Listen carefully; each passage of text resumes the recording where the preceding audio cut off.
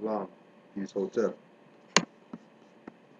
You already know how it goes. You're watching the series take place, the hidden colors, and about time we analyze at least one of these, just so people can have a broader perspective. Because we know that um, in media, not everything's able to get told. So you have a window of opportunity to get in as much information as you can, right?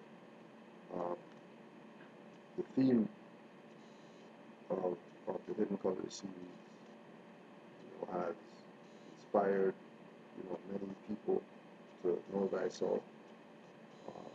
Inspired many people to do research. People come up all the time. Whether it's to the temple or if we're out vending, at least one person comes to ask if we have the hidden colors.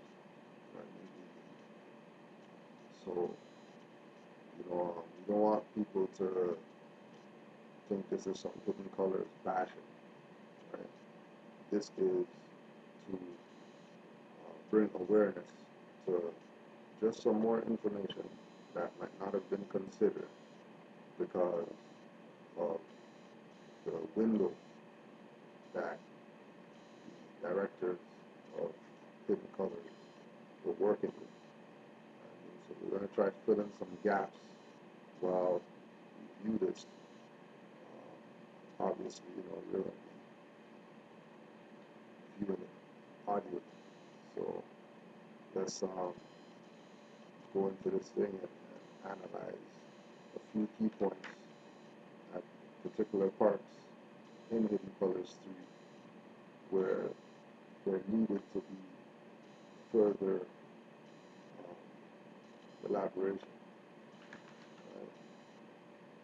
So this is the Hidden Colors review.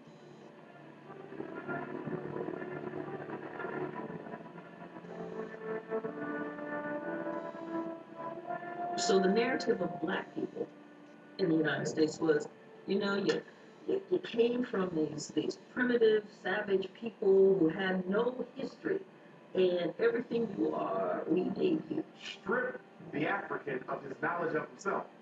You can then replace that knowledge with any falsification of consciousness you desire. Once you take from me my knowledge of myself, you can then tell me those lies. Racism is what we are all living and breathing 24/7. All right, so first thing that we have to put on the table, put on the record, that the constant barrage assault that you're going to receive in your subconsciousness from this DVD, right, by the term black people, racism, white people, all the fictions, keep in mind to replace in your mind white with European, right, pale European, and black people with more or African or indigenous, not black people, right? With the mindset that we have as Moors, we know that African is synonymous with Moor. That's why I'm going to say African, because that's the only perspective that if I use the term African, I see it as that. I also mean Moor if I say African. Right? When I say African, I don't mean Congolese and whatever like that. I mean Moor. Right? So in our mind, right, we speak about being stripped of the knowledge of ourselves, right, as mentioned. And in being stripped of this knowledge of ourselves, right, with us being taken out of society mentally, because they have us think a certain way for us to be outside of society or outside of what they consider humanity, to be able to treat us how they do, right? with using things, racism, prejudice, etc. That's a phenomenon because majority of the world do not identify themselves as colors. So when we hear black people and white people, know that that's a phenomenon enclosed in North America. Outside of the world, they don't talk like that, right? Um, and you know, stripped of knowledge of self, right? You know, the perspective of being stripped of our knowledge of self, right, has to be something that's re-perceived. Because there's no way that we're stripped of knowledge of ourselves when we can do the things that, you know, they say we're not supposed to be able to do, like invent things, right? Like have businesses and towns and and being self-sufficient, right? That's not people who were stripped of knowledge of themselves. So we have to analyze a lot when watching these particular documentaries, etc., especially for new people, because there's so much information out there that if you don't have a secure foundation, when you start watching these things, it will just get you more lost and lost, right? And only people who are spiritually in tune with their ancient foremothers and forefathers will be able to pick out the little keys in these things that allows them to get to that higher level, which is what it's about with information. It's not about how many DVDs you sell. It's about how many people did you make raise from the level of where they were to a higher level after they received your information that you presented to them. There's never a moment, a second, a minute, an hour, a day, a year for the past 500 years when race has not been the dominant reality. America has done all of these terrible things to black people, and then Keep in they mind, complain when black we do people. it to ourselves. We're mirroring what they have always done to us since we got off those boats. Another thing to consider as well is that in order to bring up racism, you have to bring up race, right? So let's just set the definition of race. An ethnical stock, a great division of mankind, having in common certain distinguishing physical peculiarities, consisting a comprehensive class, appearing to be derived from a distinctive, primitive source. A tribal or national stock, a division or subdivision of one of the great racial stocks of mankind, distinguished by minor peculiarities, descent, all right? And when you go further into the law dictionary, this is Black's Law 4th edition, um, you realize that there's no such term as racist, there's no such term as racism. There's only a term of race in the law dictionary. And if you know, race is going to be brought up and racism is going to be brought up, that means you're talking about injury, right? If you're talking about injury, that means you're talking about compensation. If you're talking about compensation, you're talking about law. So, and law has to be, you know, involved in everything because law is the foundation of everything, starting with universal law. Okay? So if the terms that we're using, racist, racism, are not in the law dictionary, we have to reconsider how we identify our abuse or we identify the treatment that we receive. Right? So keep in mind in the Black's Law Dictionary, there's only a definition of race, and it includes nationality or a national identification, identifier, right?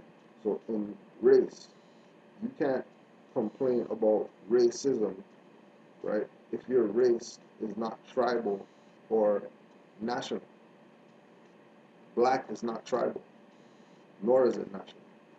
So the argument of racism, prejudice, discrimination cannot be made by a black person because a black person is outside of law because there's no such thing in law as far as a citizen, a national, um, a tribe, right? right, or a tribal member, right, an indigenous stock of people that are identified as black. And as soon as you go there, you cast yourself under the Christian black codes and you cast yourself under the Indian Act. Easy to sit up somewhere and talk with black people about black people. But it's not so easy to have to sit up and look at white people's face and talk to them about white people. Now that's what I know. 43 million black people, I think that probably 10% of our community at this moment in time would have a real consciousness about their ancient and modern history. That 90% of us don't have a clue of who we really are. My mom used to say, be darker, work harder. The darker you are, the harder you have to work, the smarter you have to be. Folks were breastfed on races. Breastfed them. If you're talking about a problem in the world and you're not dealing with white supremacy, you ain't talking about the problem. There's never been a real dialogue in America about race because whenever we start to talk about race, the conversation will venture into what's wrong with black people. White people did whatever they wanted to do to black people. You know, so what are the rules?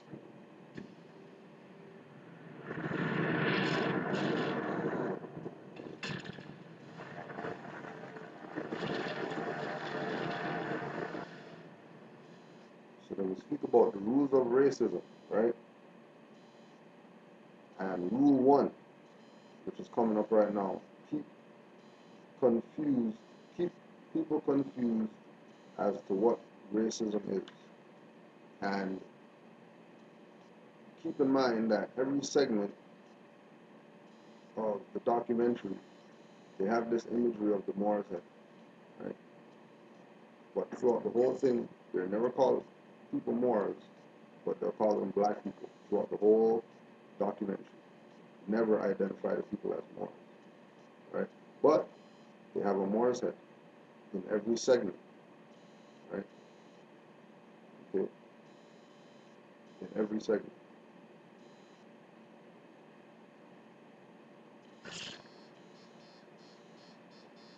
African American people have been constantly looking for the rules in America.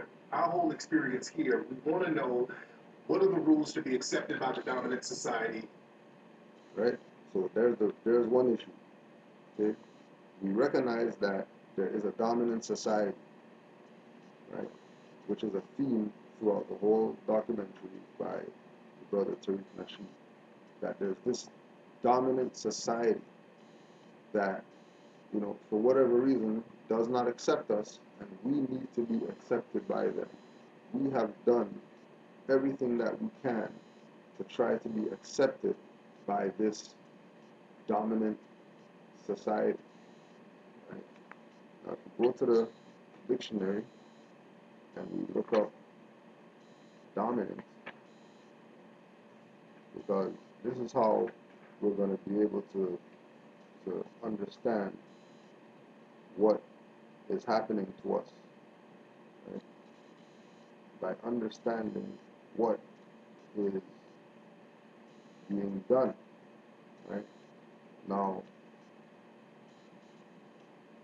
there isn't a definition or a word for dominant, but there is for dominate. Right? So dominate, to master, to rule, or to control. Now that we know the meaning of dominate and how it applies, right, to this society of dominant people that we're trying to be accepted by, the reason why they're dominant is because we choose to be a slave,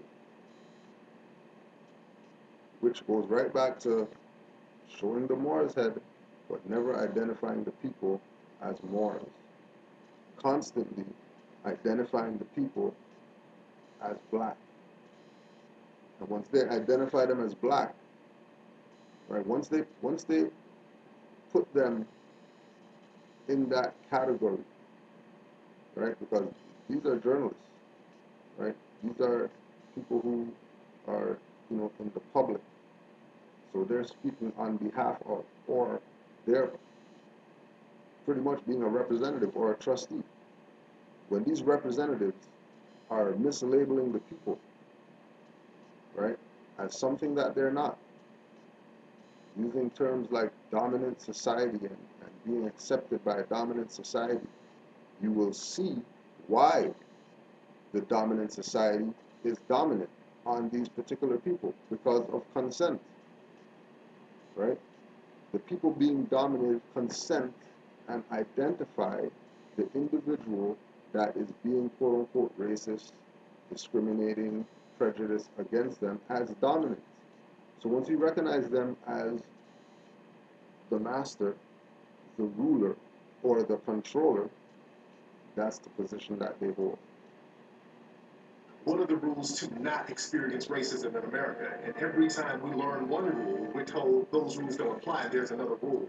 When African Americans were first dropped off from the slave ships, we said, okay, what do we need to do to be accepted by the dominant society? We were told, well, if you change your name from those African names, we'll accept you then. So African people said, okay, we'll change our names. Can we be accepted? They said, well, no, not quite, because now you're using that voodoo, that African religion. If you take on our religion, then we'll accept you. Right? So they go through this thing, take on the religion, no acceptance. Work harder, no acceptance. Hire, no acceptance.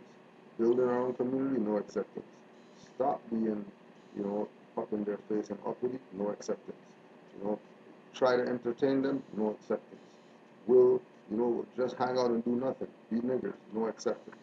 Okay? We'll stay in the house and hope that, racism goes away.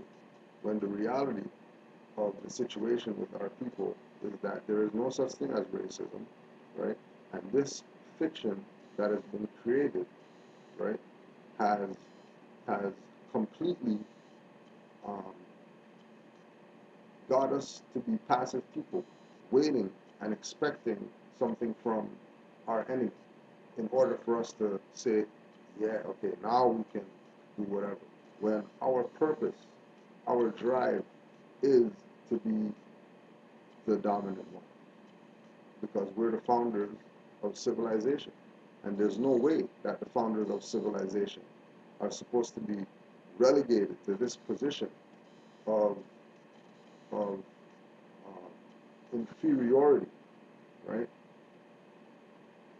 Deliberately put in this position of inferiority, and them not do the things necessary to get themselves out of this place, right, where they find themselves. Okay?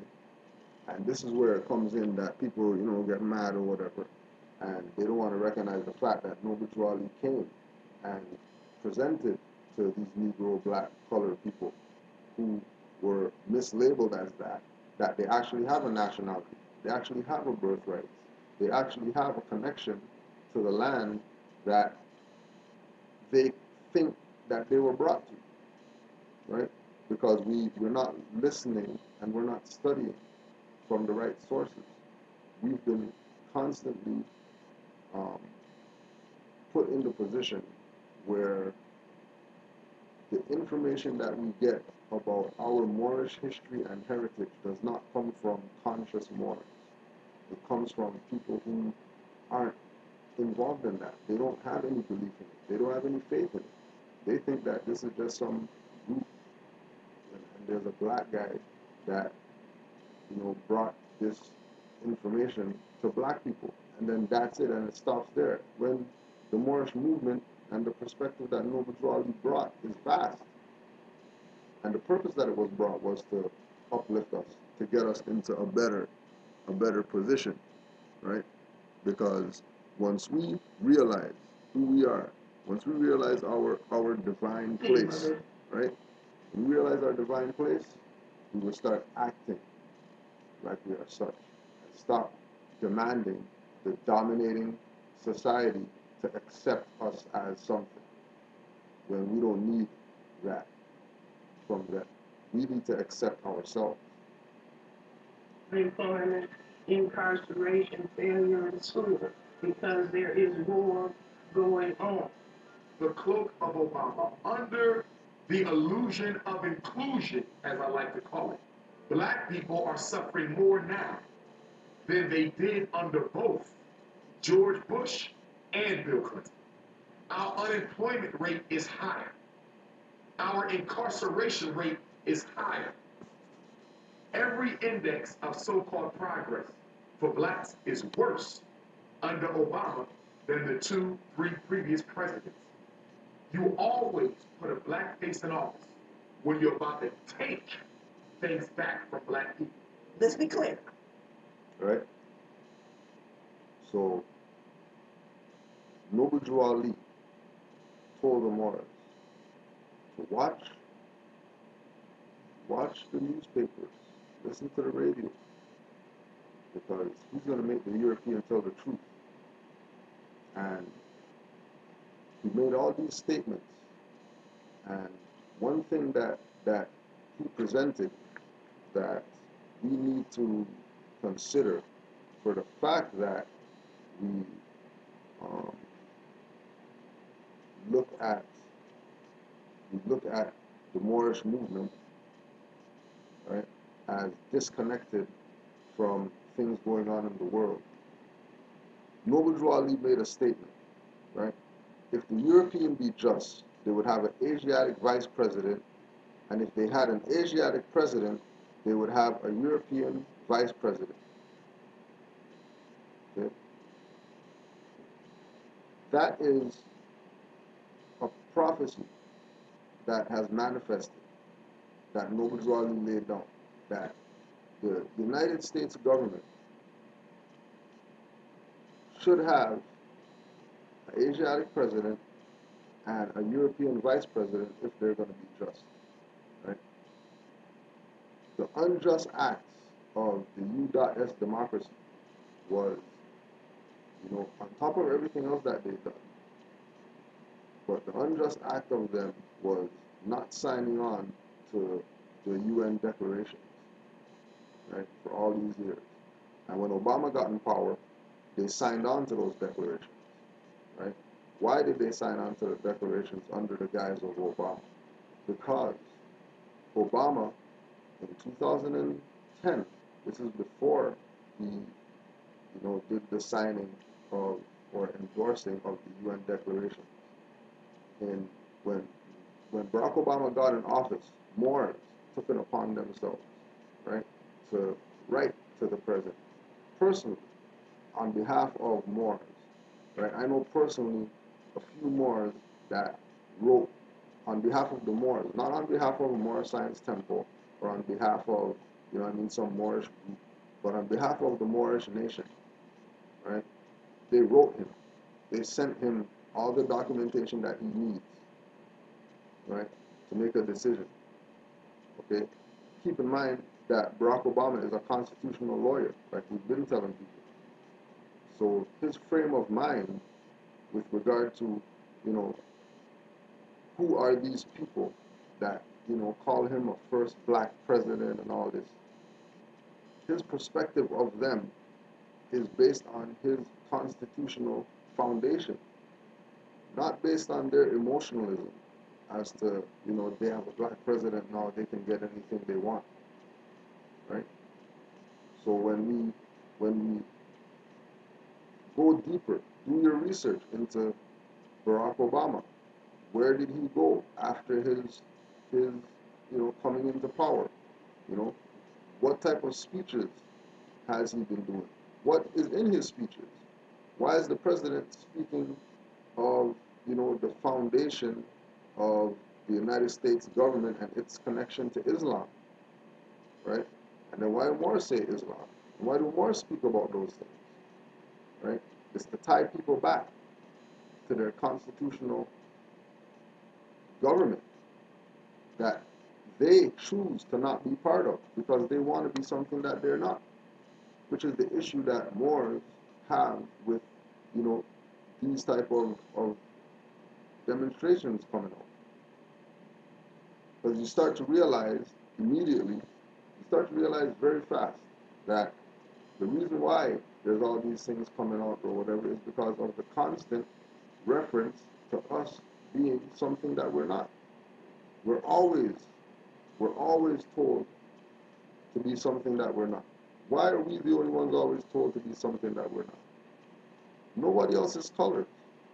No one else puts out a DVD or a documentary or a class or anything about themselves and speak from the perspective of the yellow people, the brown people. We the brown people, we the yellow people have the right to etc. etc. We the butterscotch people, we the pecan color people, we the burnt brass people. You don't talk like that. They're identified by nations. They're identified by nationalities. They're identified by tribes. They're not identified by skin color or skin tone. Okay? Important with regard to they are not identified by skin color and skin tone.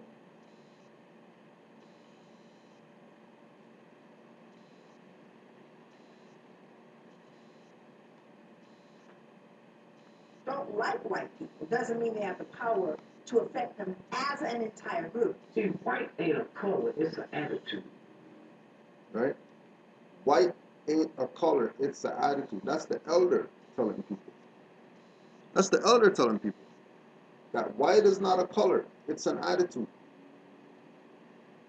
Right? An attitude does not discriminate. So that means not only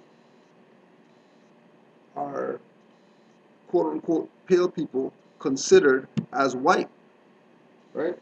And then we go to Black's Law Dictionary, and then we break that down. Since the elder that everybody respects and everybody says, yeah, Dick Gregory stands up for our people or whatever. All right, let's back what he's saying, right? He said that white is not a color; it's an attitude. Okay. Free white persons. Free white persons. This is page 792, Black's Law Dictionary, 4th edition. Free white persons referred in the Naturalization Act as amended by Act July 14, 1870, has meaning naturally given to it when first used in 1 Stat 103C3, meaning all persons belonging to the European races then commonly counted as white, and their descendants, including such descendants in other countries to which they may have emigrated. It includes all European Jews, more or less intermixed with people of Celtic, Scandinavian, Teutonic, Iberian, Latin, Greek, and Slavic descent. It includes Magyars, Lapps, and Finns, and the Basques and Albanians. It includes the mixed Latin, Celtic, Iberian, and Moorish inhabitants of Spain and Portugal, the mixed Greek, Latin, Phoenician, and North African inhabitants of Sicily, and the mixed Slav and Tartar inhabitants of South Russia. It does not mean Caucasian race, Aryan race, or Indo-European races. It does not mean Caucasian race, Aryan race, or Indo-European races, nor the mixed Indo-European, Dravidian, Semitic, and Mongolian peoples who inhabit Persia. A Syrian of Asiatic birth and descent will not be entitled to become a naturalized citizen of the United States as being a free white person. Okay? So free white people are not Caucasians, Aryans, or mixed or Indo-European races. Because white is an attitude. It's not a complexion. White is an attitude. What is an attitude? An attitude is a status. That's why they say people who have a status got an attitude with their nose up in the air and things like that. Because what he's really saying is white is not a color, white is a status. So don't get fooled by the term attitude, right?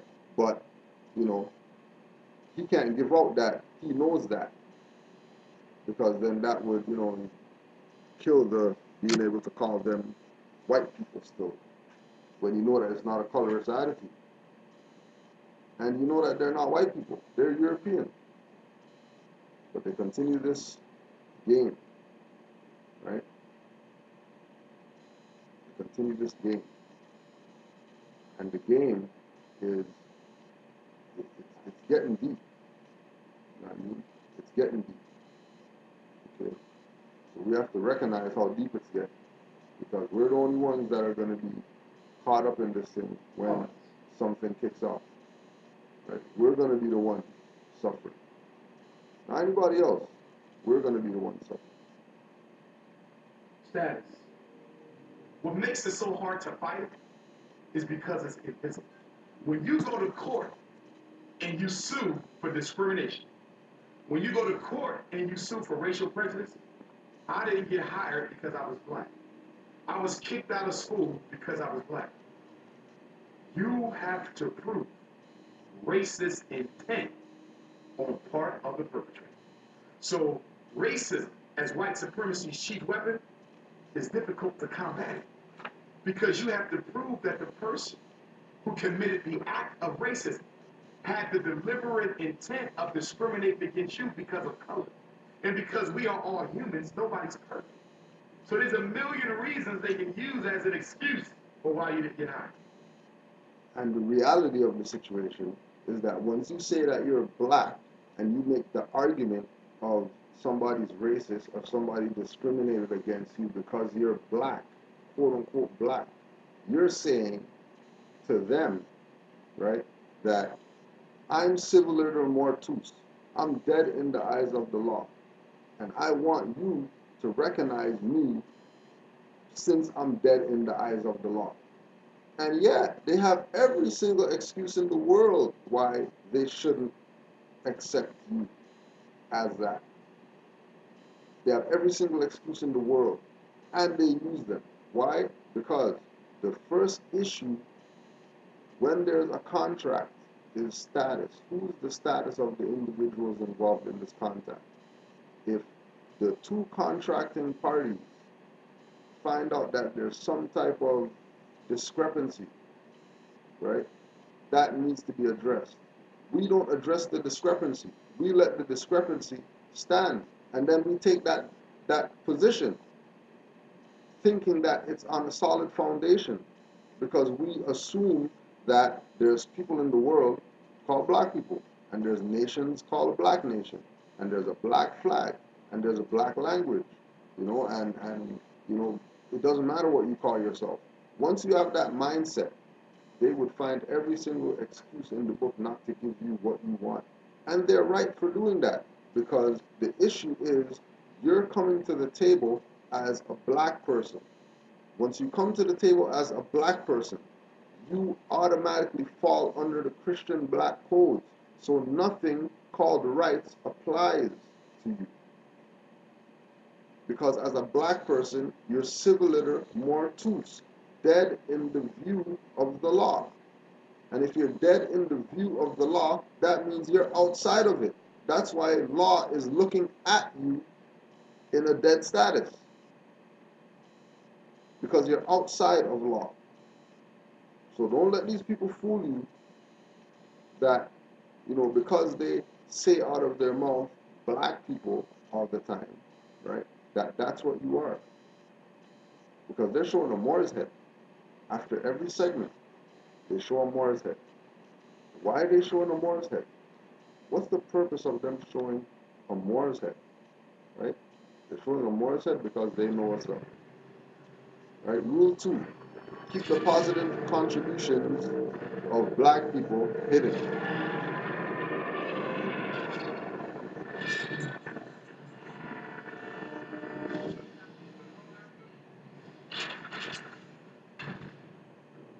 To know your history is everything, no matter who you are. Especially black, because you're constantly being told that you were nothing but a slave. Constantly. No one began as a slave. That's not what God put you here for. If you know anything of Right? So, critical line. Right?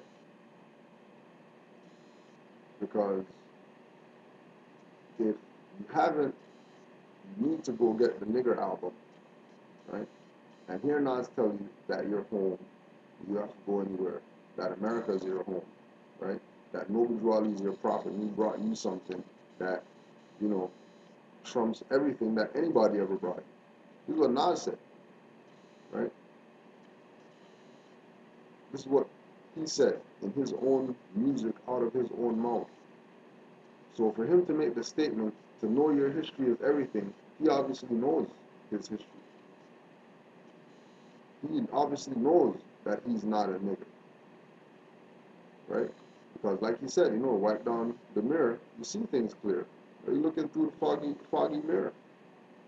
When all you need to do is just wipe the mirror down, and you see stuff clear, right? Especially for blacks. To know your history is everything, especially for blacks. Why especially for them? What's so you know why is it so important for blacks? And he stressed it, right? Blacks have to know themselves, know their history, right? We have to know our history more than anybody else. And when we realize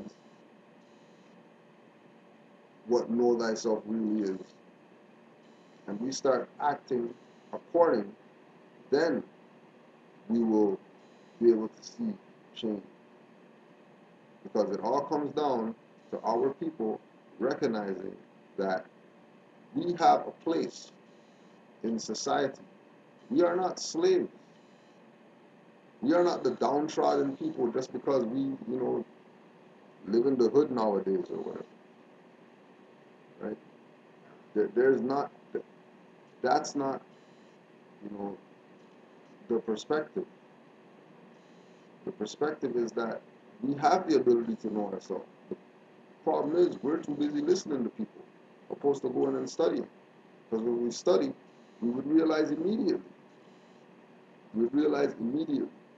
right, that the position of being black, calling yourself black, identifying yourself as black, claiming that you belong to some black nation or some black whatever, is what puts you in the jurisdiction to receive racism and to receive prejudice and to receive discrimination and to be marginalized and for your communities to be revitalized, right? And gentrification and all this type of stuff. It's because of the status.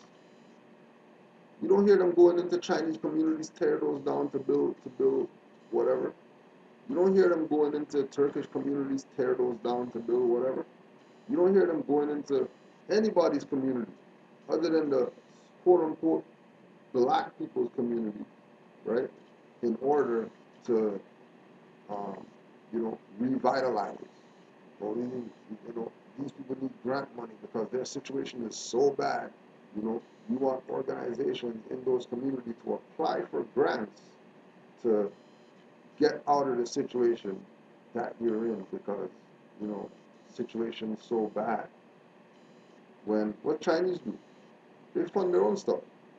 They got their own businesses that say, here, we're putting 500,000 up for this.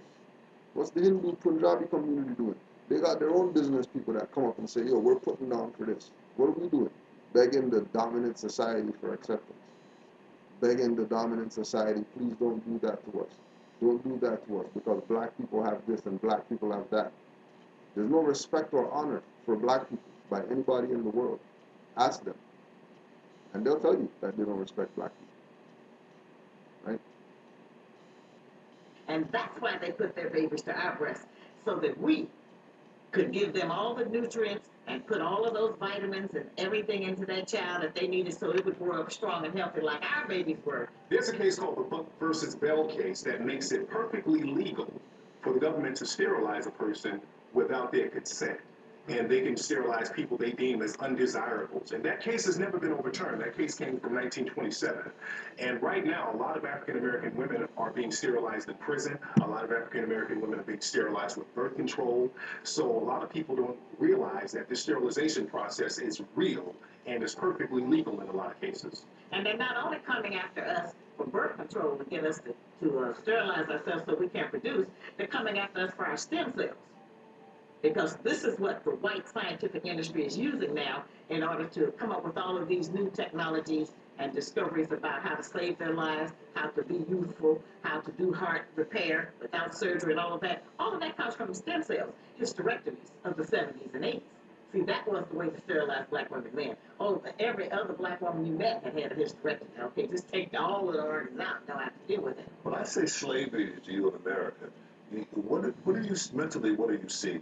You see black men and women with things on their neck, you know, chains, and on their feet so they can't run away. You know, that's what you see. Uh, you don't see that on children. Children are going to follow their parents. You see children running free, following behind their parents. 1700s, there was an act called the Casual Killing Act in Virginia. And what this was a law that said that if you killed someone black as a result of correcting them, but it would not be considered a felony, but anyone accused, so giving that punishment would be basically free of any punishment or any wrongdoing, called the Casual Killing Act. Stay with me. That means you were beating people to death, essentially. What we're talking about here is folks that were beating people to death to such a degree that you had to create a law to protect you from it. Now then, of course, if one looks closely, you go, who then were they trying to protect? That was beating someone to death so frequently that you needed a law to protect them. And that would be white women who were beating black children to death. Because, well, whose children were they really? Whose children were they really? Right? That wasn't the parents' children. That was the slave master's children. Why? Because once you classify yourself as outside of the law and labeling yourself something that you're not, you fall under the jurisdiction of the laws of the colonizer. And the only laws that the colonizer ever creates are the laws to keep his property, called Negro, Black, and colored people, in line. And those are usually, or not usually, but those have a historical reference point as Christian black codes. So you can go research those and know that the game that's being played is to get you to be classified as what you're not. And then as soon as you're classified as what you're not, then you fall under the jurisdiction. Right? And once you fall under the jurisdiction, there's no complaining about racism or whatever like that because you volunteered for that. Right? Openly volunteered for that. And once you consent, once you say, yes, I agree to be Negro, Black, colored people, you pass yourself outside of the constitutional fold of government, which is where the rights and all that are. And then you're out in a dead status arguing for rights, which is a contradictory, compromising position, contemptuous position. Because you can't have no status and argue rights.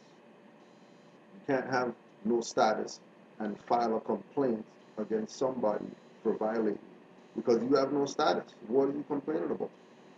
Correct your status. And then after you correct your status, then, right? So if we look at the series, right? Everybody who they had in these documentaries should have corrected their status by the end of it. You can't tell me that you're doing all this research to do this documentary. You find out about Moors and all that, and you don't correct your status so that you're able to present this information with a status, not in a dead status. Check all the names. All the names in there, everybody's name in there is in a dead status, right? And there's people on there who their status should be on the record in this documentary, so people know that they are proclaimed, or they've proclaimed, or they've declared or that they have a Moorish nationality. That's why they're talking all they talk. But there's people in there that don't even have their nationality presented, and they're Moors, right? So we have to ask the question now: is that them, or was that part of the contract of this documentary that certain people can't present themselves in propria persona? Right? And if you can't present yourself in propria persona, that means there's compromise. Who was being raped? It wasn't white women. But isn't that what's out there?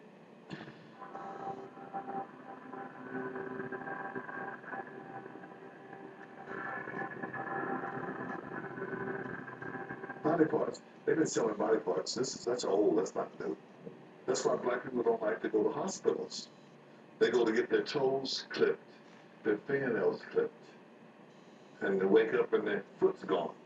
They've been utilizing the organs of black people for years, the organs and the body parts and the members of African American people, and that goes back to George Washington. There's a long time myth that George Washington had wooden teeth. We've heard that myth growing up in school. The reality is George Washington did not have wooden teeth because common sense will tell you you can't put wood in your mouth, it gets wet, and wet wood is useless. What George Washington did, he had the teeth of his African slaves yanked out of their mouths, and he made dentures out of these teeth. And they're on display. His dentures are on display at museums right now. And that just goes to show the history of African people having our bodies mutilated and our members disfigured and mutilated for the betterment and benefit of the dominant society.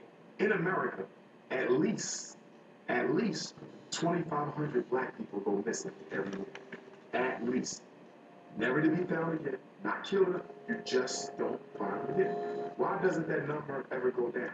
How can you constantly have the same amount of people? Are you trying to say the same killers go out and murder the same amount of people every year? Same killers go out and murder the same amount of people every year, because there just is that so many stateless people wandering around like zombies that have no nationality, boats sailing with no flag, and they get picked up, right? And their organs get harvested and all that, because why? They have no nationality. They're stateless. If you're civiliter mortus, you're a zombie walking around. You're a boat just sailing in the ocean with no flag. Just go Google images, boats, and you'll see every single boat out there with a flag on it. First, some flag, some type of identifying marker, so somebody knows that that vessel is not abandoned. Because abandoned vessels, pirates take those, right? But who also the pirates? The pirates also the mercenaries, who are these individuals that's picking up these bodies. Black on black crime. We don't have any personal black whatever. We're not talking about, funeral homes, owned black funeral homes. We're talking about coroner and all that, right? CSI. If there's black killing in a black community, there should be a black CSI that comes out to pick up those bodies and do investigation. Not some Europeans. That's diversity of citizenship. But again, if the so-called quote-unquote officers, the employees of the corporate states are employees, and then the people who think that they're citizens of a government are 14th Amendment citizens, which makes them employees of that corporate state, then it's fair game all around. Organs don't belong to the individual because they're civilly dead. They have no status at law. They are a carcass. And what do you do with the carcass? You pick it up, you ravage it for whatever it is that you want. If you're, a vulture, hyena, or whatever like that, right? Slug or whatever. You get whatever you get from the carcass. Black, according to science, which is jurisprudence, means death. Death in law is called civiliter mortuus, dead in the eyes of the law. Once you're dead in the eyes of the law, then you'll be able to get yourself cut open and people steal your organs. No. Somebody is taking black people off the street. There's been stories on this. Kidnapped by the government. Kidnapped by organ traffickers. Drive-by shooting is organ stealing. I'm worth $50 million and I need a kidney. You know, kidneys are pretty sensitive. You gotta find somebody who really got the kidney that matches yours. You think I'm gonna wait till somebody dies for me to get one? If I don't get one soon, I'm gonna die. So guess what I'm gonna do? I'm gonna pay somebody to go research people. Okay, let's go look at all the black organ donors. Let's look at all the black people. Right? Now, you're not looking at no black organ donors and anything like that, right? Like Moore's been telling people, when a child is born in a hospital, that child is brought into the world through the vortex of the womb in a particular space and time that belongs to that individual. The hospital, recognizing, right, that this is a spiritual act taking place, document everything, and then they call that a birth record, right? Then they take that birth record and they monetize the birth record by using the astrological information that's downloaded through that ankh called a mother, right? And they translate that into a amount, and then they create the bond called the birth certificate off of the information they get off the birth record, and then they give the birth certificate. And then the birth certificate is what the parent now takes and uses as, yes, this is the identifier that I gave birth to a child and my child, whatever.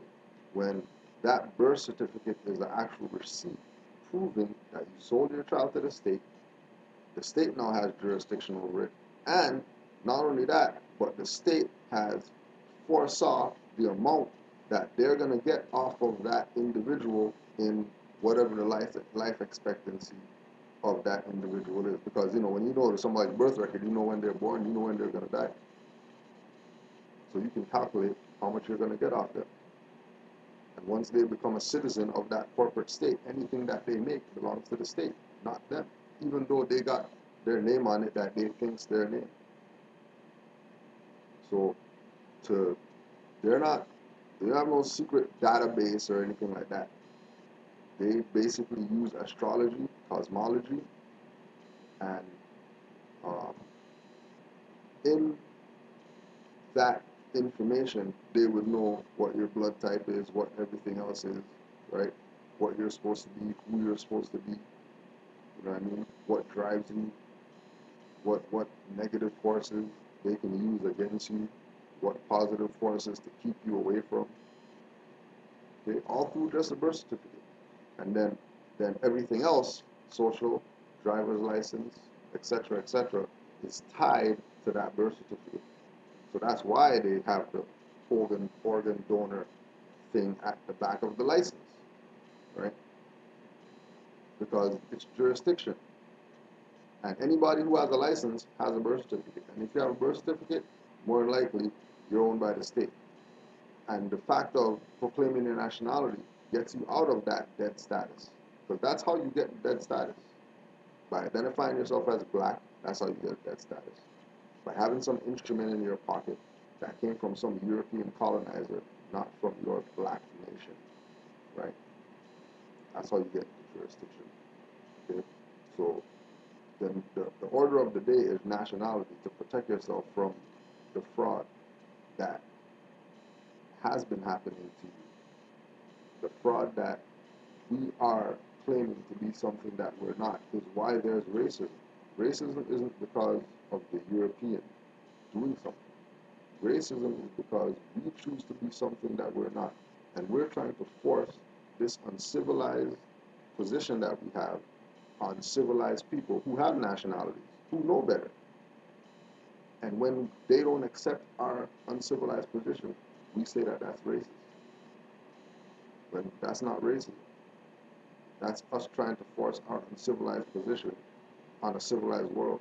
That's us trying to push a circle into a square and want to know why everybody's, puzzle is done, and we're still trying to figure out ours. Okay? It's very clear. Who got an organ donor on their driver's license, which is why I'm not a friend of that. I said, if you want to donate your organs, put it in your will. Say that if I die, this can go to my family, my relatives, my friends, or whomever. But when you put it on your license, I believe you make yourself a public target. And so what? Right? When you put it on your license, that's not your license. That's the state's license. As soon as you identify that instrument as yours, now you automatically fall in the jurisdiction. It doesn't matter whether you fill out the donor stuff or not. Because you got the license, they're going to take your organs. Forget fill out donor card. Just the fact that you have a license. If you get in an accident and die on the spot, they're taking your organs. Right? Because most people, when they go to, hospital or morgue or whatever like that, they're so distraught. The last thing they're thinking about is some organs. You know what I mean? They have no time to think about no organs. And the next time they see them, they're going to be dressed up in the casket already. So you don't know what's missing. That might not even be the hand. That could be a mannequin body. And all it is just a head sitting there. And they done harvested the whole body. Right? Fine. We got a guy in Los Angeles. He has the same blood type as you, same kidney type as you likely. He healthy though. He ain't likely to die no time soon. He don't know you, so he ain't gonna give you no organ for free. So guess what we're gonna do? We're gonna arrange a murder that makes it look like he was in a car accident. We're gonna arrange a murder that makes it look like he committed suicide. So the next thing you know, you coming out the gas station, boom, you get hit by a Mack truck. You dead, boom. You get taken to the funeral home. Your family come to the funeral. They don't know that before your body got laid to rest. A little hole was poked and they pulled your kidney out. A lot of people don't know when you get arrested or even when you get convicted, a lot of times law enforcement or police will swab your mouth for DNA. And now they have your DNA record on file, they have your genetic information on file. Rule 5. Right? Or Rule 4. Use of compromising blacks. Right? The use of compromising blacks. Okay? Now, when we talk about sellouts, we have to recognize at all times, right, that is majority of the problem that we have as far as our people are concerned. The biggest problem we have is people on our side. Right? The biggest problem we have in the Moorish movement is dirty Moors, not people who think they're Negro, Black, colored people, or European. Right? The biggest problem that the UNIA had was dirty UNIA, dirty Garveyites. The biggest problem that the NY had was dirty Nation of Islam. Right? Okay. So, in the segment of compromising blacks, recognize that that is our biggest problem. The European already knows what's up. We don't have to prove anything to the European. What we have to do is prove things to ourselves. American Start people proving against to other ourselves, African American people. then During slavery, they we got had a law something. called the Meritorious Manumission Law, where African people would get rewarded for turning in another African slave or turning in a person who wanted to create some type of rebellion or runaway slave. So there were all types of incentives to give African American people for turning on each other. I mean, all of our major organizations are supported by people who classify themselves as white. So it becomes difficult to fight the hand that feeds you. Give the illusion of inclusion. And under the illusion of inclusion, we're actually going to take them back to Jim Crow. That's what they're doing. They're taking us back as they give us the propaganda of going forward. And they do this through the who? Black. Right? Don't get fooled by black secret societies, Black Boule and all that. They don't know Jack, right? They don't know Jack. When you hear people talk about Black Boule, they know nothing. They're not even, they're lucky if they make it to be 33-degree Mason, right? And if they make it that high, if they make it high enough to know that they're 33-degree Mason, let's say, right? Once they realize that, you know, they should be the superior people, right? Instead of playing the dummy, right? Always listening to what the Europeans are saying or what the Europeans order them to do, instead of making a claim or taking a claim on that thing called their little society that's in their own land. That the Europeans who call themselves Masons don't even have any jurisdiction in the Americas because they don't have no charters after they left Europe. They don't have any Masonic charters. If you say that you want nothing to do with the King of England or whatever, and you come to the Americas to escape that, and you start saying that, well, we want permission from the Emperor of Morocco to be recognized because we're disbanding from Europe, then your European charters are void here. And the only people who have legitimate charters here are the Prince Hall Masons, but they don't even know what they got because they don't study. They think that the Europeans got some authority over them, right? Abandoning their birthright. Why? Because, just like we've been saying, civiliter mortus, dead in the eyes of the law. Once you're dead in the eyes of the law and you call yourself Black Mason, Black societies, Black secret societies, and you're not identifying yourself as Moors, then you cast yourself as a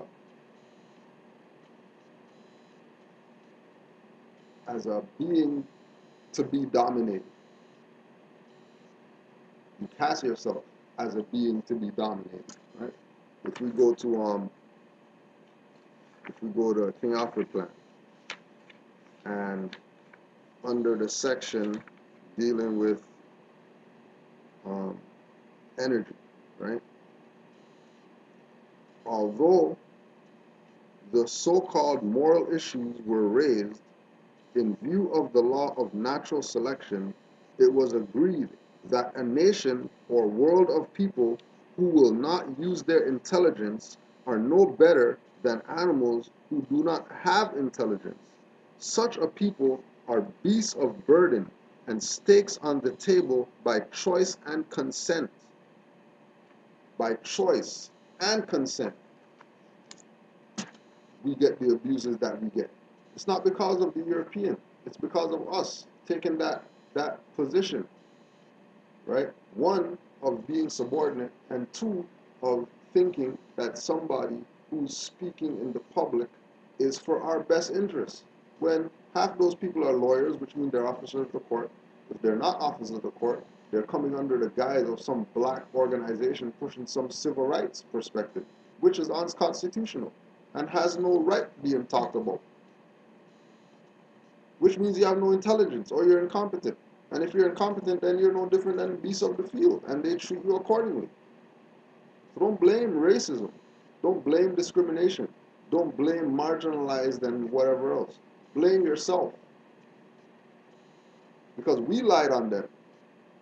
The Law Dictionary, it was created by the white man, according to y'all, says that they're not white people. So why are we calling them out their name when they're not that? And then why are we calling ourselves out our name and expecting people to accept that? And they're suspicious as a hideout for black revolutionaries away from the Klan and away from the gun.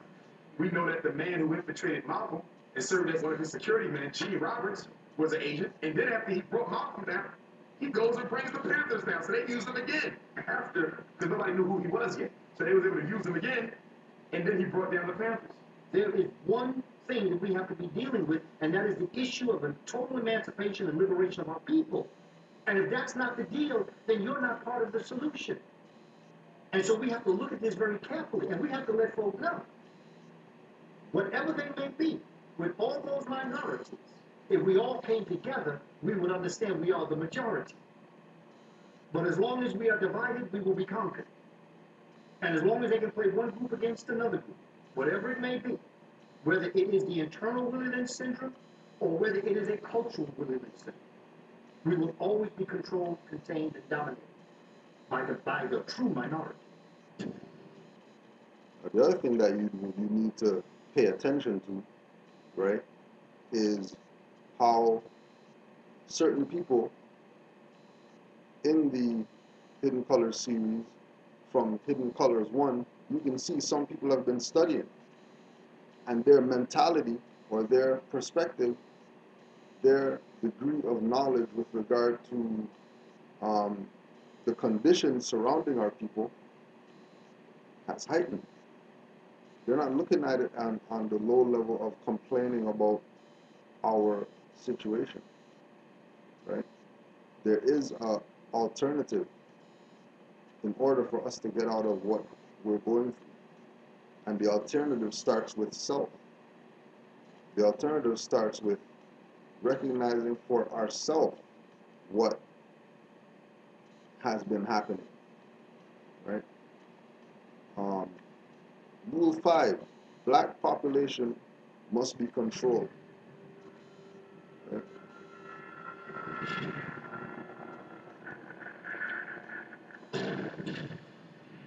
And again, Moorhead again. The theme of Moorhead, but call people black people throughout the whole thing.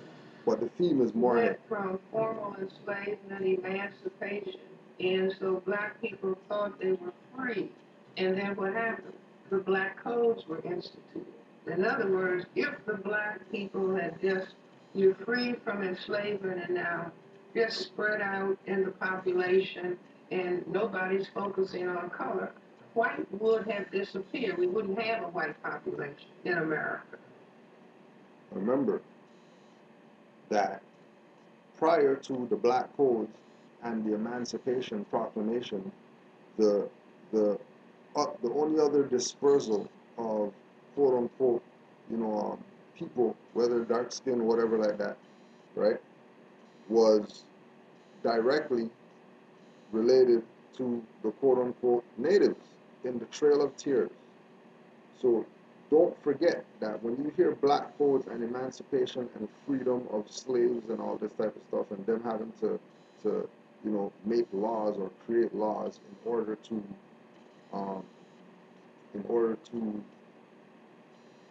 control or keep the slaves in order, remember the Trail of Tears.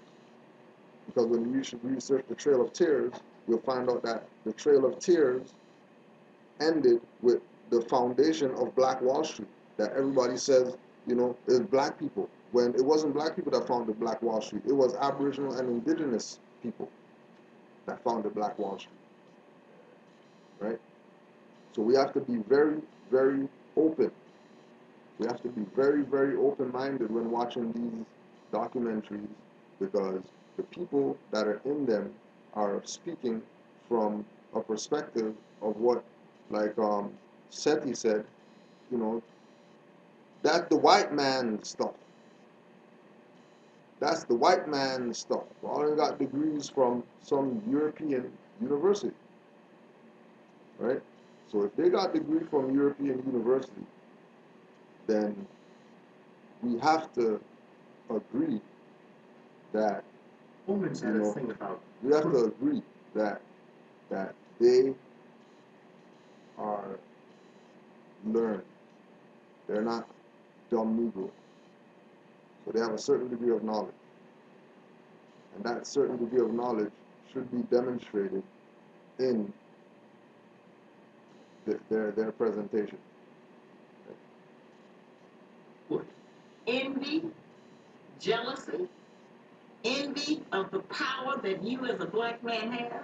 That's why they always wanted to castrate you, because the sperm that you carry could completely eliminate their race and nationality. That's a lot of power, because they can't make nothing but their own kind. You can make any kind.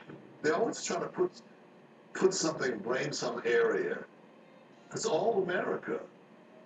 If you're in Mississippi, or if you're in California, if you're in California is a myth. They're always pretending California is very liberal, and I think Mississippi burned what once, maybe twice, during Martin Luther King and Kennedy, maybe twice, 2 or 3 times. I don't know. But up north, California has burned what? You don't have enough fingers to count. The North gets a pass. The North gets a big pass.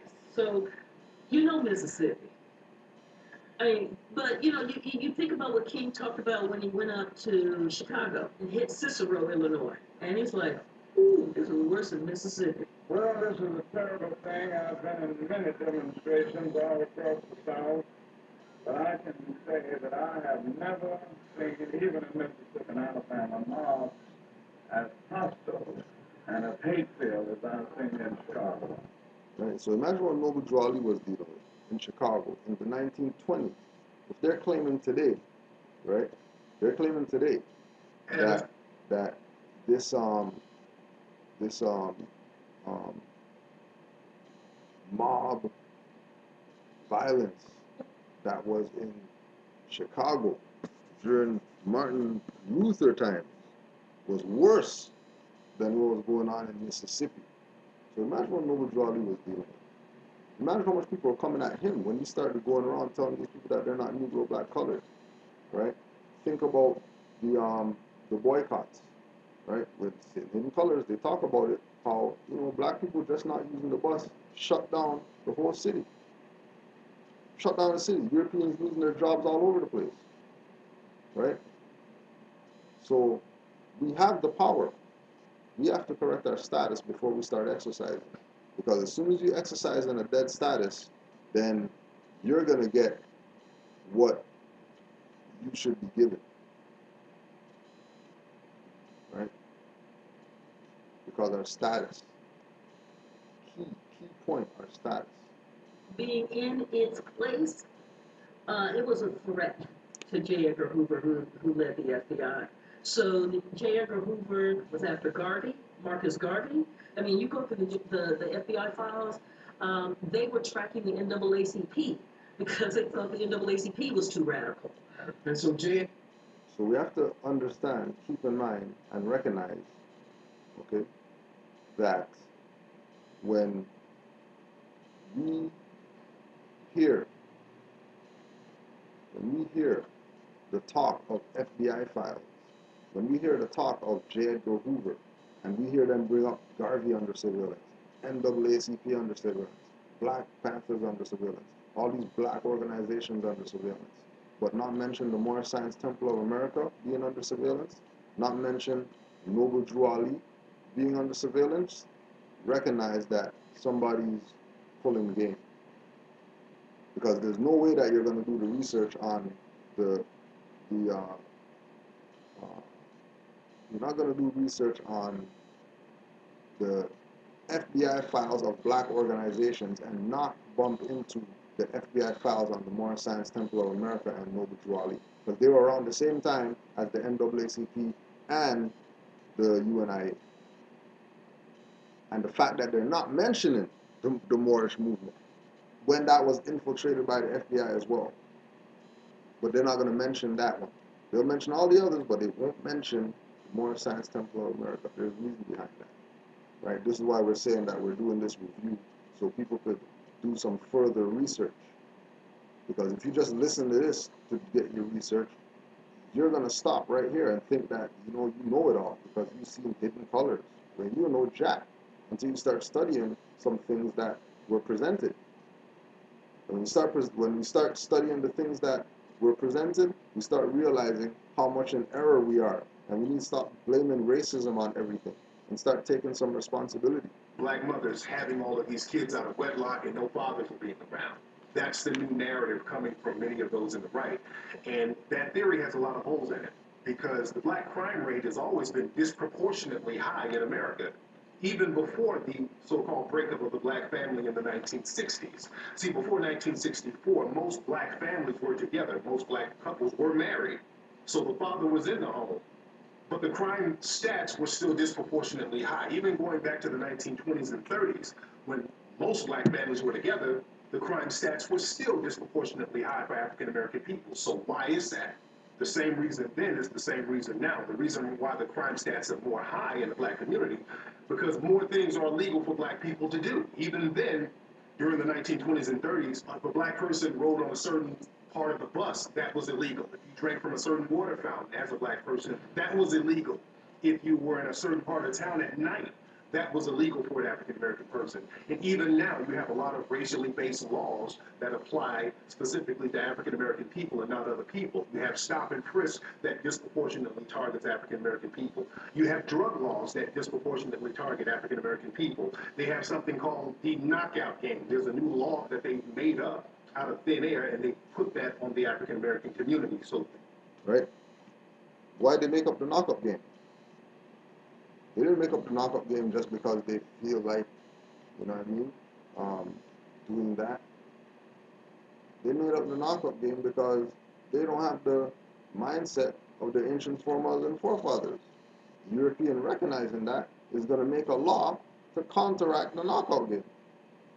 Because you can't just go around punching people in the face. Like, that's not, you can't justify, you know what I mean, racism on the guise of Europeans creating a law against black people when black people are going around punching people in the face for no reason. What are you guys talking about?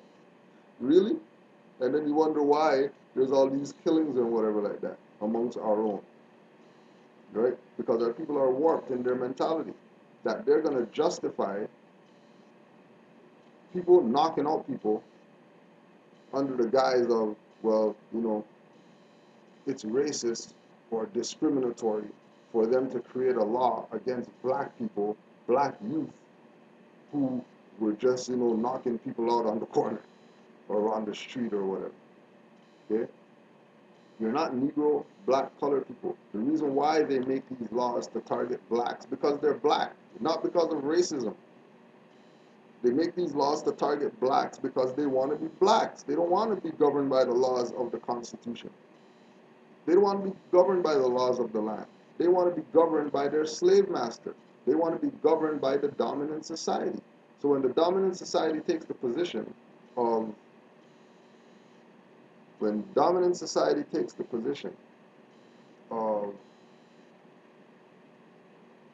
handling their slaves the way they feel fit to do, right? Stop and frisk laws and all that type of stuff. Stop complaining. Stop the blood clot crying. And get knowledge ASAP. You don't need to cry about racism. Still, it's 2014. Like, when are we going to stop crying about racism and start taking steps into fixing these problems that we created? Because half these people in this DVD know that we created the European. And now we're complaining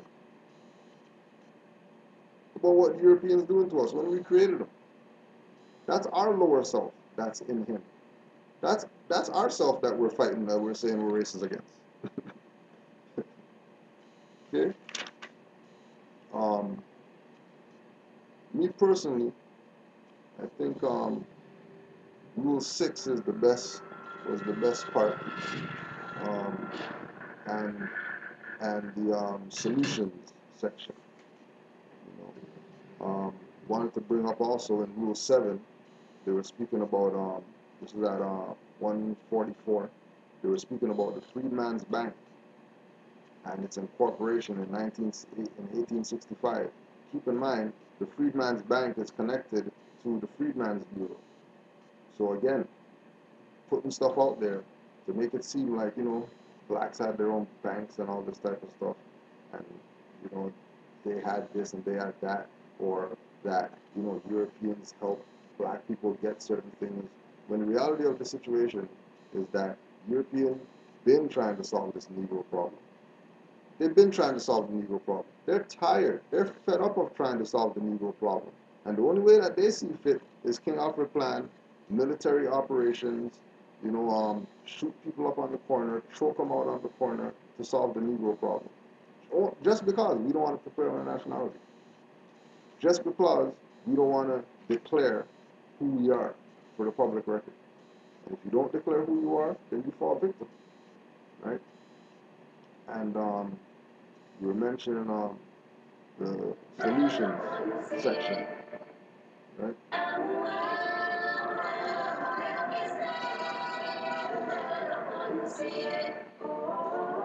So they did offer some very good solutions. To put that out there. My pastor said that we have to take the tattoos off of our brain. It is the hate for ourselves has literally been etched in our brain. But I love us. I love us, and until I die, I will be better about loving my people. I think we devalue intellectualism within our own community. We know the country does. This is a But key I think point. within our own Key community, we point. have devalued intellectualism.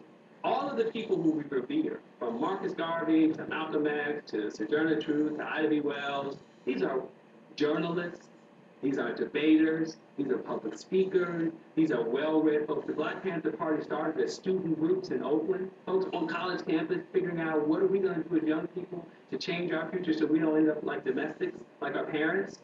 So we need to embrace learning again, because the truth is, when we were most engaged in the study of our own history and culture, we posed the greatest threat to the then current political and economic status quo. We need our Right? When we were focused on knowledge of self, when we were focused on knowing who we are, we were a bigger threat. What has happened is that we learn a little bit of who we are, put on some dashikis, and we think we know ourselves, when that's a fraud. You don't know anything if you have no nationality. You can't even talk if you don't have a nationality. It's not even worth saying anything. Don't even bring anything up if you have no nationality. Because anything that you say will be shot down immediately. Right? Immediately. They're not even gonna, it's not even anything for them to try to put on our people. You know what I'm saying? Try. Right? Another important point in the solution. And a minority can mean anything because of that minority word. We have to go back to being unapologetically African. We are afraid not to blend in. We want to blend in. So we fight as people of color. We want to blend in. We fight as minorities. Nothing wrong with lending moral support to other people's problems. But your experience in America is unlike everybody else's. Every other person of color in this country came here because they wanted to be here. Everybody. Asian, Arab, Latino, East Indian, Irish, Italian. Now it's funny too, in this part, about 202, they're talking about everybody coming here wants to be here. And then they show an Asian lady, right? They show somebody Asian, but she's holding up an Australian passport. Right? What are they telling you? That they don't even know what they're telling you. Same thing that the Declaration of Rights say, that you have a right to a nationality, and you can change your nationality anytime that you want to. So there's no excuses as to why we're stateless, why we're still calling ourselves these frauds, and thinking that by calling ourselves these fraudulent names, that somebody has to respect us and give us something. They're not giving nothing to no stateless people. For what? Yes, you were hung. Yes, you were beaten. Yes, you were mistreated. But it couldn't have been that bad because you could have left and you did not. Our Jewish brothers and sisters write checks. Our Asian brothers and sisters write checks. Our Arab brothers and sisters write checks. We have to write checks. And that's how you effectively utilize the political system. Write a damn check and see who will answer your call and your email. Or run up to them and say, you know, I voted for you. So did 900,000 other people. Oh, I wrote a check for $1,000. Now you have my attention. So we hope that we got your attention. We want to say Islam to everybody, all the Moors worldwide. I want to say peace and love to the Hidden Colors people for putting out something to get the people's brain rolling a little bit. And, we will be spreading the word because it is a good avenue, right? The Hidden Color series is a good avenue to get low-level people onto something a little bit higher than where they are. But when you got people who've been studying, who's conscious, who know that they're gods and all that stuff, and they're not moving, they're still staying in that dead state, we need to correct that. So Islam Moors, stay true, stay strong, and we got this. Islam.